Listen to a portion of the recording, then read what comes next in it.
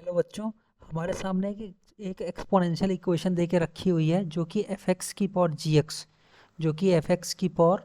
Ji X is equal to 1 form की equation है। ठीक है, इस तरह की इक्वेशन को सॉल्व करने के लिए हम 3 केस बनाते हैं। देखिए, पहला केस है जिसमें हमारा क्या होता है, एफ एक्स किसके इक्वल होता है, 1 के इक्वल होता है। ठीक है, और दूसरा केस लेते हैं जिसमें हमारा जी एक्स क्या होता है, 0 होता है, बट उसके लिए एफ एक्स क्या नहीं होना चाहिए, 0 नहीं होना चाहिए। ठीक है, और तीसरा केस हम बनाते हैं, एफ एक्स की वैल्यू क्या होती है, -1 के इक्वल होती है, और जी एक्स क्या होना चाहिए आपका, एक इवन क्वांटिटी होनी चाहिए। जी एक्स कैसी क्वांटिटी होनी चाहिए आपकी, एक इवन क्वांटिटी होनी चाहिए। ठीक है,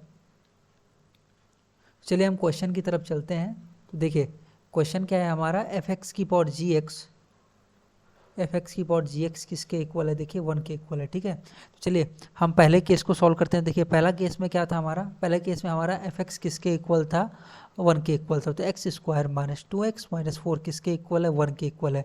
दिस इम्प्लाई यहाँ से लिख सकते हैं हम एक्स स्क्वायर -2x -5 किसके इक्वल है, 0 के इक्वल हो जाएगा। तो यहाँ से अगर हम फार्मूला मेथड लगा के सॉल्व करें तो एक्स का वैल्यू किसके इक्वल मिल जाएगा, 1 ± √6 के इक्वल मिल जाएगा। ठीक है, अब चलते हैं केस 2 की तरफ। दूसरा केस क्या है हमारा, जी एक्स क्या होना चाहिए, 0 होना चाहिए, यानी x square plus 3x plus 2 क्या होना चाहिए, 0 होना चाहिए। दिस इम्प्लाई यहाँ से हमें मिल जाएगा x + 1 इंटू एक्स प्लस 2, इसकी वैल्यू किसके इक्वल मिल जाएगी, 0 के इक्वल मिल जाएगी। दिस इम्प्लाई यहाँ से x की वैल्यू किसके इक्वल मिल जाएगी, या तो -1 होगी या तो क्या होगी, -2 होगी। ठीक है, अब क्या करिए, x = -1 को किस में रखिए, इन एफ एक्स में रखिए।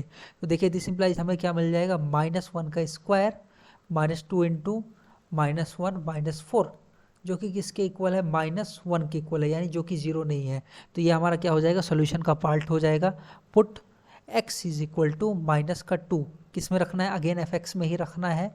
तो दिस इम्प्लाइज देखिए क्या मिल जाएगा, -2 का स्क्वायर -2 इंटू -4, जो किसके इक्वल है, 4 के इक्वल है। अगेन ये भी 0 नहीं है, तो ये भी क्या होगा, हमारा सॉल्यूशन का पार्ट हो जाएगा। ठीक है, अब देखिए, अब हमारा जो तीसरा केस है, एक्स स्क्वायर -2x -4, इसको हम किसके इक्वल लेंगे, -1 के इक्वल लेंगे।